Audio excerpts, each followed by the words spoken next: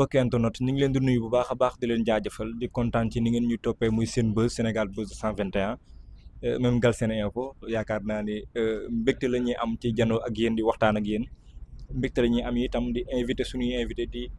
topp li nga xam ne tey moom moo xewoon foofu ci diwaanu Gana ba yàlla def benn xale réer fa nekk sunu doomu réew muy Cheikh Touré boobaak léegi nag kaa bi woy loolu ci réew mi nekk benn phénomène boo xam ne am na ci ku ne génn di wax li nga fa dund muy foofu ca diwaanu Gana mbaa Côte d'Ivoire wala Mali bari na ñoo xam ne tey buñ dundul Gana métti dund nañ ko Côte d'Ivoire dund nañ ko Mali ba tax ki ñu toogal moom muy Sadio Ba moom tam mi ngeen ko ci réseau yi léegi muy dimbali xale yi baree bari ci mbir mi ndax moom itam bokk na ci ñi fa jot a dem jot naa ñam mbir mi jot naa jaar foofu ñuy wax Kiwinet ci entreprise bi mu nekkoon foofu ci diwaanu Côte d'Ivoire mu am lu mu fa dund ci année 2023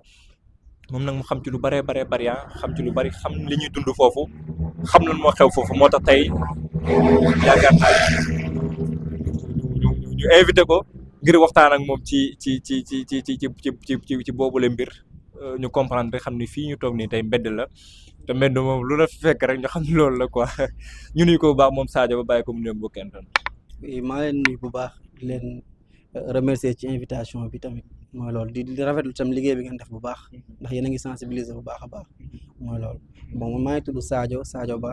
nekk jeune sénégalais doon liggéey Sénégal fii nii après par la suite bon je pense que sama histoire ñu bëri xam nañ nu mu demee quoi mais la répétition est pédagogique quoi mooy loolu bon man comme li dal booy yi nii rek la plupart man loolu moo ma dal quoi comme tey jii sama benn xarit jékki-jékki contacté ma gëj ko gis mu jékki-jékki mu contacté ko par Facebook ñuy waxtaan après mooy loolu noonu bu proposé ma liggéey quoi fële ca Côte d'Ivoire bon man nag bon pour ne pas entrer dans plus de détails moi maanaam man Côte d'Ivoire c'était mon pays de rêve quoi man dama fa yàggoon bëgg a dem sincèrement parler man nag amaana moom fa la ma gën a gaaw a naxee quoi en plus ma proposé ma tamit liggéey boo xamante ni man ba ma defee maanaam Cosmos la ma wax ba benn entreprise bu recruté foofu noonu Cosmos te jamono yi ma defoon Cosmos critères yeeg ak maanaam critères yeeg ak kii yëpp jamono dafa coïncider woon ñoom tam dañoo nekkoon appel d'offre comprendre nga léegi nag bon si la ma ko envoyé ma xam ne carrément lii c'est réel ba nag mu expliqué ma ne ma waaw da ngay ñëw fii xam nga liggéey jaar na fi génn fi expliqué ma ne ko waa baax na léegi après si laa déposé samay dossier ma déposé ko soi-disant si moom mu ne soi-disant déposé na ko léegi nag ma ko déposé après mu ne cousine am moo nekk ressources humaines quoi RH ma ne ko waa baax na après quelque temps 2 jours 3 jours 4 jours comme ça ñu woo ma ñu ne ma waaw jël nañ la si liggéey bi léegi tu es prié de venir date telle comme ça comme comprendre nga date maanaam benn date quoi lañ ma jox ñu ne ma ñëw si date boobu noonu lépp lu ma bëgg a xamaat rek naa laajte ki ma fa booleeg ñoom quoi maanaam ki fa nekk sama xarit boobu nekk foofu noonu après may leen waaw ma contacté ko mu ne ma waaw comme que léegi jël nañ la neel alhamdulilah comme que jël nañ alhamdulilah rabil alamin loolu lañ doon ñaan félicitations après mu ne ma léegi pour ma kii nii quoi nu ñu ko waxatee sax pour ma envoyer benn somme 350 000 quoi pour ma yónnee 350 000 ngir ñu préparer ma sama logement sama restauration xam nga kii nii hospitalisation transport comprendre nga maanaam ndox courant loolu noonu yëpp dootuma ko fayati abadan damay envoyé 350 000 yooyu noonu rek ma am maanaam day mel ni comme nga jënd kër jënd ndox jënd courant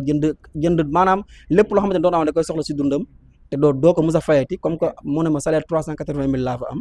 léegi su ma fa demee su ma fayee sama 380 000 du ma si susiwu lekk du naan du logement du ndox du courant du dara loo xamante nii dama koy soucier waat quoi maanaam dama koy fayaat foofu noonu sama salaire suñu ma ko fayee rek man maa xam la laa ciy def mais nekkul besoin naturel yi doomu aadama di soxla laa ciy fay quoi. léegi balaa ñuy gën a xuus ci waxtaan bi kan moo la fa yóbbu ndax ki la fa yóbbu xam nga ko bu baax. waaw xam naa ko non du n'importe qui moo la fay woo koo xam la quoi koo xam la bon bëgguma nag tudd turam mais moom xam na quoi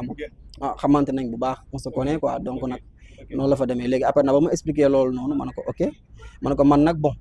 wóolu naa la quoi mais lan la jot a expliqué réel lu ma jot a expliqué mooy comme liggéey bi maanaam dañoo soxla agent commercial la wax ci benn entreprise bu ñu naan Cosmos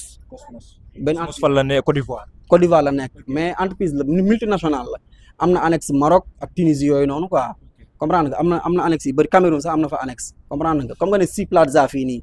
comprendre nga noonu la ba expliqué te jamono yooyu noonu sax dañoo nekkoon en appel d'offre parce que ma defee recherche si internet bi gis naa ñu nekkoon en appel d'offre du xaw ma maanaam date tel à date tel quoi si mu coïncide ak date boobu noonu ma fa woowee comprendre nga man ko ok léegi nag après nag comme maanaam nu ma laajee xaalis mooy mu ne comme ma yónnee xaalis bi bu ko defee du ma fay ndox courant maanaam besoin naturel daal ay hospitalisation su ma feebaree ñu faj ma transport tamit fu may jóge ba fu may jëm bis moom ma fay ñëw jël si ma yóbbu ma fu may liggéeyee loolu yëpp daal du ma ko fay man ko léegi baax na comme que léegi noonu la demee mun naa man ko léegi man moom bon léegi da ngay bàyyi ba ma ñëw quoi su ma ñëwee incha allah su fekkee carrément s'il s'avérait que c'est maanaam que c'est vrai après man dinaa génne sama xaalis ma dugal quoi. kon yow wuute nga ak nit ñi nga xam ne dañuy laataa ñuy dem ci la ñuy joxe koppar gu bari soogay dem. waaw non man moom wuute naa ñoom sincèrement parler man moom ba ma waxee loolu ma ne ko damay ñëw mu ne ma léegi mu ne ma non fii parce que dafa xawoon mer quoi mu ne ma fii demeewul noonu man noonu laa fay su fekkee mënoo loolu noonu comme que def naa li ma mën yëpp soi-disant def na lu ma mën ngir ma am liggéey bi ak affaire yooyu noonu man nag daa mel ni respecté ma ko wóolu ma ko léegi man naa bàyyi mu set man ko ok amul problème man ko amul problème yàlla baax na après nag ñu toog 2 jours 3 jours mu woowaat ma mu ne ma léegi soi-disant magam comme que magam boobu noonu moom moo gëmloo woon mu ngi si ressources humaines magam bi waxtaan na ak bureau bi gars yi ne nañ mën naa ñëw quoi naa ñëw avec les mille vides ak affaire yooyu noonu quoi man ko waa baax na ba ngeen mujjee d'accord ci vide bi noonu. waaw ba ñu mujjee d'accord man ko ok après nag ma ñëw ma dagg sama billet vol ma ñëw egsi foofu noonu ma egsee nag ma woo ko après moom sax ñoom ñoo ma fayal sax taxi ñu fayal ma taxi waxtaan ak kii benn Ivoirien foofu noonu ñu fayal ma taxi pour ñu dem foofu noonu. bi ngay dem loo jël vol nga jël wala ci bus bi nga. non man vol laa jël man damaa dagg billet quoi damaa dagg billet après nag bon ma jël vol ñëw ma ñëwee nag egsi ñu jël ma taxi ma jël taxi bi dem egsi nag mais bon maanaam foofu noonu rek bu fekkee nit nga rek war nga am xel ñaar quoi parce que ñoom fu ñu nekk ak dëkk bi c'est diamétralement opposé day mel ni comme àllu Thiès bii comme nga nekk Dakar fii nii ci àllu Thiès bi la ñuy nekkee ci digg àll bi la ñuy nekk fu ñu nekk c'est tellement isolé kenn du fa nekk ñun fu ñu nekkoon ñun dafa xaw a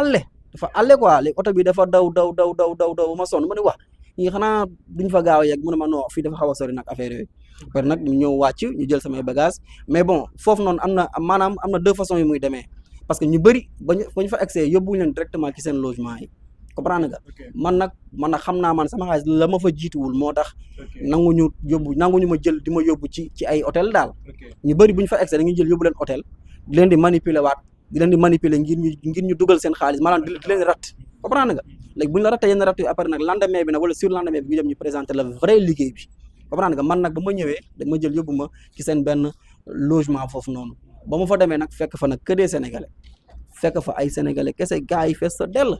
par nag bon si laa kaa comprendre lii dafa xaw a louche quoi parce que sénégalais yëpp bu ñu dajaloo fii nii nekk fii nii man lii dafa xaw a louche quoi après si laa ko woo expliqué ko ma ne ko xaw ma loo fii def affaire yooyu mu ne ma non li liggéey bu baax la suba xam nga su fekkee wóolu nga ma suba nañ ci xam dara affaire yooyu noonu parce que suba soos noonu lañ ma naroon présenter seen liggéey bi quoi par nag bon ma tëdd yeew après lendemain bi ñu dem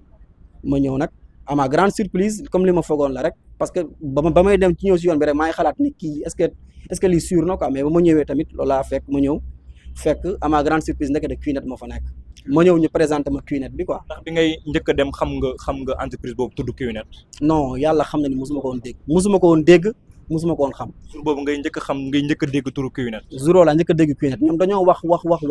ba ne QNET après ñu tegal ma logo bi quoi maanaam logo bi seen pancarte bi ñu lay présenté defa présentation tegal ma pancarte bi ma xool ba ma xoolee nag après si laa gis QNET bi ma ne leen waaw Cosmos moo fi nekk wala QNET parce que man Cosmos lañ ma waxoon te man lii emblème entreprise bi ne QNET la comprendre nga mu ne ma noo déglu rek dañ lay expliquer di nga comprendre boo comprendre di nga xam man ko baax na après ñu expliquer ba ñu demee ba ci biir nag après man ci li ma comprendre ci explication bi ndekete moom comme soi-disant dafa dem maanaam moom ni ma manipuler comme sa manipulation bi jàllul parce que man sama xaalis jiitu ma fa moom xam naa moom xaalisam da ko faa jiitu woon moom ba mu dugal xaalis jënd loo xamante ni xamu ko après nag ñu présenté ko moom mu nangu léegi bu bëggee jaay il faut que moom tamit mu woo nit def ko comme li ñu ko def moom tamit loolu laa comprendre ma ne ko yow kon ci lii nga nekk mu ne ma waaw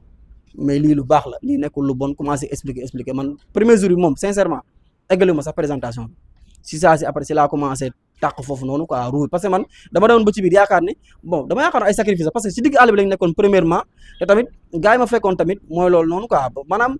dañoo xawoon bizarre si man daal donte nag ay sénégalais mais dañoo xawoon bizarre si man quoi. présentation bi lan la maanaam présentation bi QNET la dañuy naan comme bu yàgg ba daam entreprise ni ñu doon doxee jamono jii nii nag entreprise yu bëri loolu moo leen daaneel comme tey jii nii su ma la maanaam tey jii nii su ma defaree comme bic big bi su jaree si client bi 100 francs rek c'est parce que maanaam fu muy jaar moo bëri moo tax mu jël si client bi 100 francs comprendre nga léegi nag comme big bi day jaar si publicité jaar si grossiste jaar si détaillant jaar si transport loolu noonu yëpp léegi bu excès si client bi 100 francs la jël xam nga loolu dafay cher ñu ne léegi loolu moo tax entreprise bëri tëj ñu ne ñoom nag dañoo def vente directe maanaam da ngay taxaw fii nga commandé ci entreprise bi transport kese ngay fay ñoom ñu yónnee la ko directement comprendre nga ñu ne loolu mooy vente directe ñu ne ma waaw léegi nag ci la QNET juddoo waaw QNET juddu na léegi affaire bi maanaam dafa yomb da ngay def vente da ngay commandé ñu livré la ko ma ne nga léegi lan ngeen di jaay ñu ne ma biodisque la maanaam biodisque mooy benn gobelet nee na gobelet bi day filtrer ndox daal maanaam ñu limal ma ay feebar yu muy faj limal ma plus de ay téeméeri feebar yu muy faj ma leen baax na ñu ne ak tam benn caq benn chaîne booy takk chaîne boobu noonu da lay protéger xam nga day tax ngay nelaw ba doyal da lay may force expliquer affaire yi ba daal ci chaîne boobu noonu may leen baax na may leen léegi su ma bëggee bokk man il faut que d'abord ma joxe somme bu toll ak 450 000 wala 430 000 comme ça 430 000 wala 450 000 ngay joxe mooy jar kii boobu noonu maanaam produit boobu ñu lay jaay léegi boo ko jëndee ba pare nag xam nga bokk nga ci QNET ba pare dugg nga léegi nag su fekkee boo duggee ba pare nag léegi boo bëggee ñoom ñu fay la il faut yow tam nga indi ñaar nit maanaam par ñaar nit lay fayee comprendre il faut nga indi ñaari nit léegi nag ba ma ko expliqué ma ne ko kon nii la demee mu ne ma waaw ma ne ko man la moo tax ba avant ma ñëw waxoo moom li mu ne ma suñ la ko waxoon au début balaa ngay ñëw maanaam doo fi ñëw premièrement te doo fi egsi léegi nag il faut nag mu ne ma bul jàpp ni dañ laa fen stratégie la quoi mu ne ko man stratégie man li ma ko xamee mooy fen parce que maanaam maanaam bu fekkee dëgg dafa jub xoccu taxaw li ci kanamu dëgg ay fen la li ci ginnaaw dëgg ay fen la dëgg loo ci yokku fen la loo ci wàññi tamit fen la dëgg da nga koy wax daal man la moo tax neew moo QNET moo fi nekk su may ñëw ma ñëw su ma ñëwul maa xam mu ne ma loolu suñ la ko waxee doo fi ñëw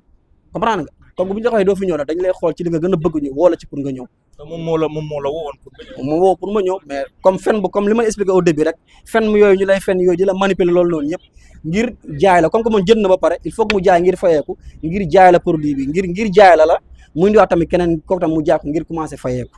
comprendre nga noonu la schéma bi demee quoi léegi ba ma expliqué si laa comprendre ne kon da nga maa utiliser comme si li ma jàpp man da nga maa utiliser ba pare da nga maa fen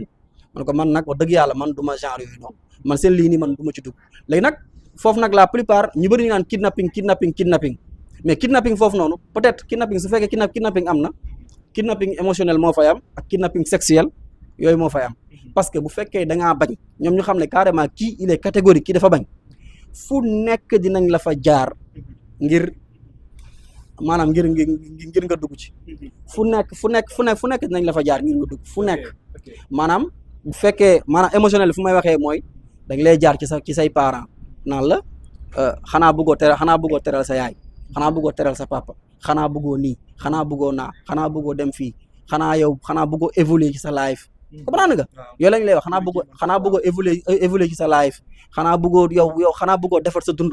fii ban liggéey nga mën a am bu gën bii nii comprendre nga di la jaar foofu noonu comprendre nga di la xas tamit quoi di la xas di la naan xanaa bëggoo teral sa yaay la moo tax ngeen bëgg dëkk ci pauvre comme di la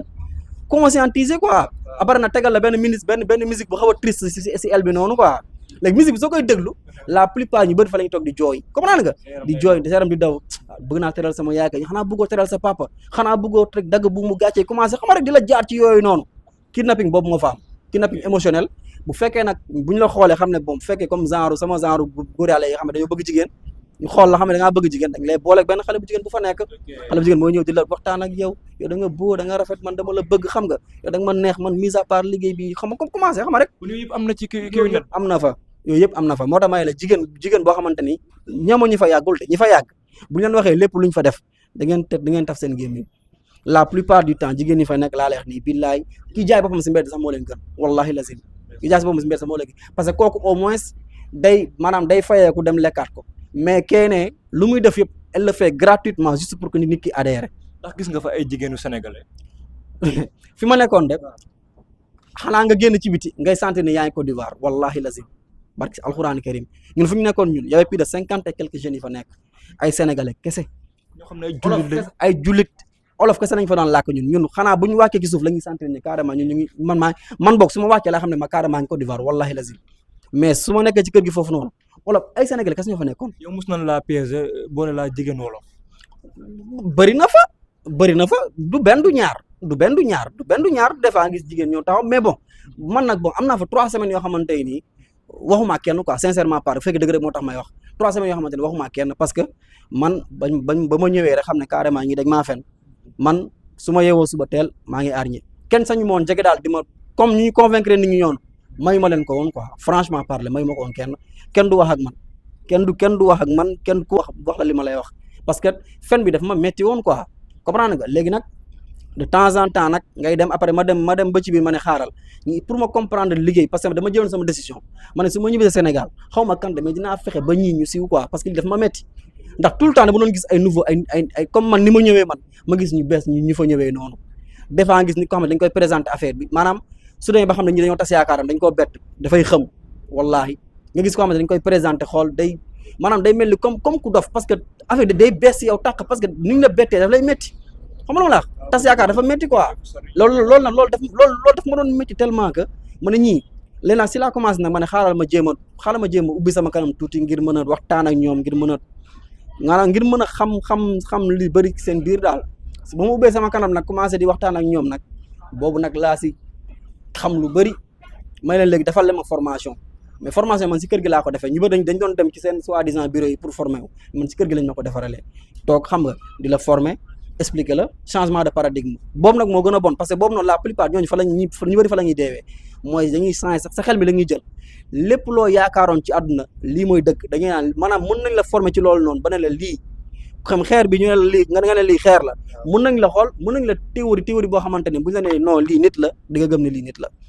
changement de paradigme la ñuy defal dañ lay changer carrément man nag formation yi noonu bañ ko commencé premier jour bañ ko commencé ma xam ne lii manipulation la ma arrêté après deuxième jour ma ñëwaat tamit bon ma ànd ak sama mental bu dëgg daal ñu commencé di former di wax di expliquer ma déglu leen rek bañ ma dégloo pare may la ma lii ma fi jàng yëpp nit ñi manipuler nit la nit ñi fenee nit nit ñi fi indee nit yaa ngi dégg man loolu laa fi gis may leen lii nag wax dëgg yàlla xaw ma li ngeen fi nekk di def de mais seen yii nii wallahi lazim di ngeen ci am bés xam nga rek après ñu commencé di la diir mbagg nag boobu xam nañ carrément kii du def après si lañ ma dugal seen benn bureau plus de ay 12 personnes ang séq ma ku nekk di wax waaw ci biir bureau bi di la convaincre c'est soi-disant nee nañ ay millionnaire lañ ay mentor lañ taxaw ku nekk di la wax lii dafa baax ku nekk taxaw di la convaincre may leen léegi comme que léegi yéen mbir mi demee ne yéen a ma gën a bëgg sama tekki man léegi parce que ni may gisee yéen da nga may forcer ngir carrément dama war a tekki par la force may leen léegi génne la seen xaalis ngeen dugal ngeen maanaam ngeen inscrire ma léegi inscrire leen ma ñu ne ma non loolu kii nag da koy tere duñ inscrire kenn maanaam yaa liggéey sa xaalis bopp nga dugal ko parce que di nga xam boobaa di nga xam maanaam foo jaar ba dugal xaalis bi kon dina la jaral daal bu nekkee ñun ñoo ko def après mën nga bañ a eggali may ngeen a yoru parce que man ni ma leen gisee nii yéen yoroo leen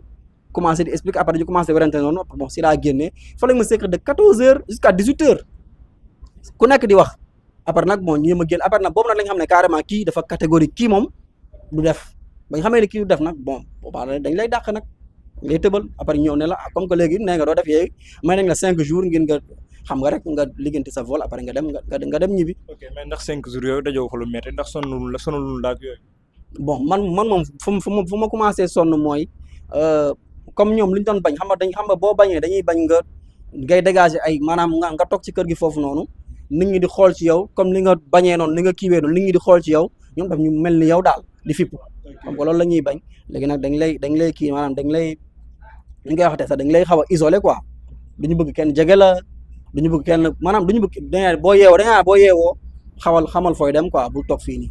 comprendre nga léegi nag xamal fooy dem quoi léegi nag man nag boobu noonu maa ngi doon manigancé foofu noonu ak benn xale bu jigéen boo xamante ne mu ngi woon foofu noonu kooku noonu dama xool ci kanamam xam ne carrément kii bëggul lii quoi léegi boobu maa ngi doon manigancé ak moom ngir mu plainte leen parce que man dem naa gendarmerie 2 fois foofu noonu Côte d'Ivoire ngir plainte mais man su ma demee xam nga Ivoirien bon ñoom bon justice foofu noonu dafa xaw a mooy loolu noonu ndax boo demee di plainte dañ lay kii maanaam dañuy bëgg bu fekkee dugal nga fa xaalis bu xaw a takku ñu jàppale la ba ñu jàpp gaay bu ñu jàppee gaay boo récupéré sa xaalis nga jox leen nga jox leen dara daal ñoom comme genre chantage daal laa ko jàppee moom comprendre nga waaw noonu la ñuy def léegi nag man nag comme ba ma fa demee nag ñu laaj ma ñaata la ñuy jël ma ne jëluñu ma dara ñu ne ko waaw kon ñibil ñu rentre chez toi lañ lay wax rentre chez toi kese lañ lay wax mayeen man pour ma ñibbi fii il faut que maanaam ñii il faut que ma teg leen lu metti quoi parce que lii dafa yomb trop après nag benn journée ba may génn deuxième fois ba ma fa demee ba may génn si kii nii si commissariat bi si laa tase ak benn gendarme moom moo ma ne mu ne ma léegi lan ngay def da ngay xool kenn si ñoom kenn koo xamante ni xaalisam lu mu fa dugal xaw naa bëri nga maanaam nga indil ñu ko bu ko defee kooku noonu ñun dañ fex bañ jàppale yow di nga am li nga bëgg après man ko ok léegi nag si laa doon lijjanti xale bu jigéen boobu noonu waxtaan ak moom convaincre ko c'était pas facile na mais de convaincre ko ba ne ko carrément lii lu bon la lii baaxul boo fi nekkee da nga fi yàgg rek doo am dërëm ñii di nga wax ni ay yor nañ milliards yëpp boo doon déggante ak seen njaboot normal li nga xam ne carrément ngi yor yu dara kon nag si laa ko expliqué ne ko carrément lii c'est faux ay fen la kon nag ma convaincre ko ba mu d'accord nag après nag si laa waxtaanee sama benn copain ivoirien parce que boobu ay fajar la woon quoi mënuma ànd ak moom suñu génnee man ak moom day xaw a bizarre daal dañuy xam ne ñi am na luy nar ma ne ko ma boole ko sama copain ivoirien laa na waxtaanal ma ne ko maanaam il faut nga comme ñoo bokkoon benn kër copain ivoirien ma ñoo bokkoon benn kër ma ne ko léegi ma boole ko mu ne ko léegi il faut mu kii maanaam mu accompagner ko sa commissariat quoi ngir ñu plainte léegi nag après moom nag ñoom ñu dem ñoom ñaar ñu plainte leen après ba ñëwee si lañ leen jàppee bañ leen jàppee foofu noonu nag si laa amee quelques vidéos si ñoom foofu noonu am fa ay quelques vidéos après ma téye ko parce que loolu preuve seen waa kër fa lañ dëkk ñoom ils sont pauvres da nga ne ko waaw ils sont pauvres nga expliqué lépp ba mu leer naa ngi dañ koy bind ba mu leer naa ngi comprendre nga après nag ñu ne léegi boo ko doon jaar indi ko fii nii foo koy jaar nga expliqué na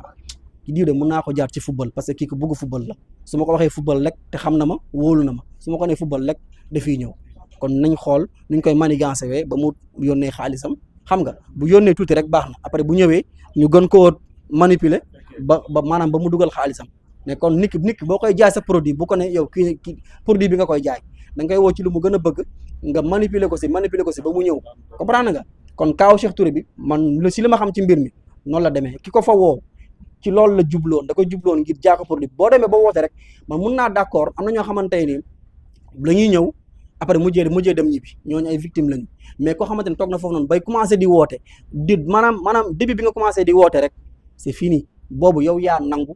maanaam yow yaa tu t'es laissé convaincre yaa nangu ba pare yaa accepté boobu nag nga woo nit ki ngir mu ñëw fa juste pour que nit ki mu jënd sa produit ngir yow nga mën a fayee ko. kon Bamba mi ko foo moom jàpp nga ne kon complice la ndax moom moo ko foo. non Bamba moom daal Bamba bi ko fowoo foofu noonu waaw Bamba bi ko fowoo foofu noonu man boog ci li ma xam ci mbir mi laa wax xam na bu baax la mu ko fa woowee jaay ko produit am la ko fa woowee il fallait que nag mu jaar ko ci football ngir indi ko foofu noonu man loolu laa xam ci mbir mi. est-ce que amuñu lu ñuy def seen bopp ba tax ñuy woote est-ce que yàquñu seen xel yi. ah foofu moom wax dëgg yàlla moom ku leen nangoo déglu daal koo xamante ne yow nangu nga leen déglu mën nañ convaincre ku nekk ay professeur dañ fay dem ñu leen di convaincre ay professeur université convaincre nañ leen ci affaire de QNet gis nga lii victime yi ci nekk yëpp laa lay wax nii mënoo sax comprendre nga mais ñu ba duñ nangoo wax nag mais foofu noonu pour te dire ki fay woo nit loolu la si jublu yaa ngi dégg moom ba muy woo booy bi loolu la si jublu booy bi nag bon décès bi maa ngi koy jaale famille am yëpp wax dëgg yàlla maa ngi koy jaale famille am yëpp di leen wax ni tamit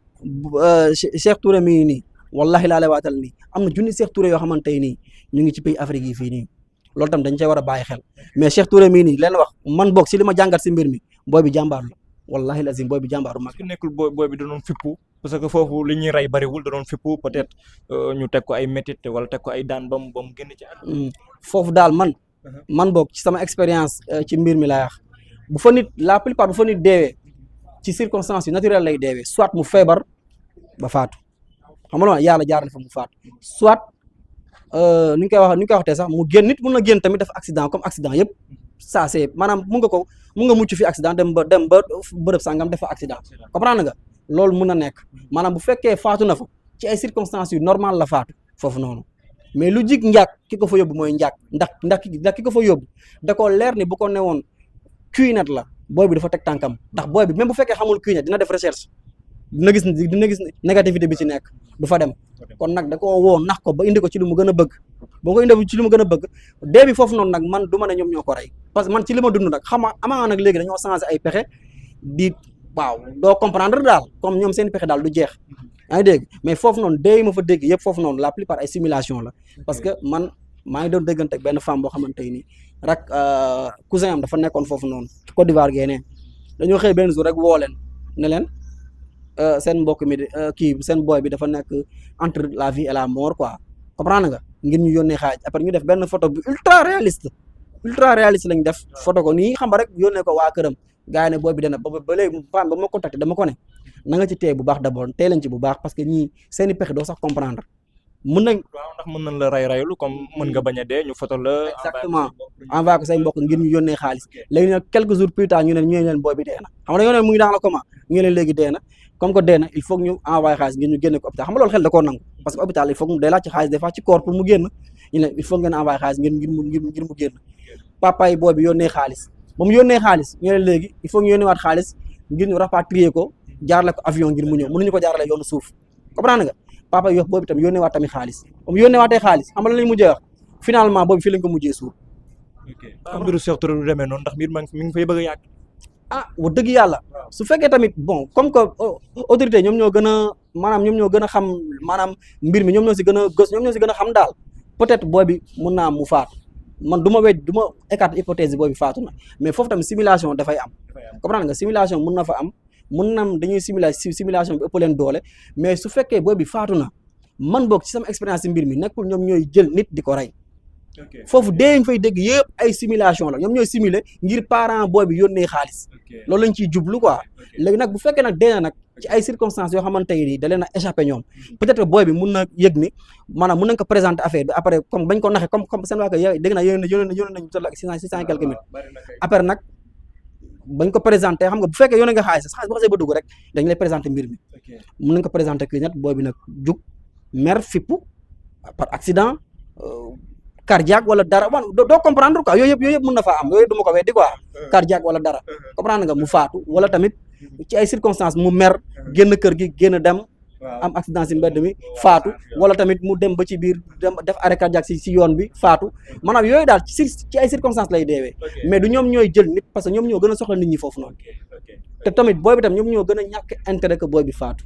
booy bi su faatoo ñoom seen mbir yàqu na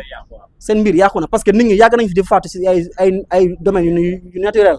gars yi duñ ci bàyyi xel noonu ñu bëri boo laajee fii Sénégal fii ñu bëri seen mbokk yi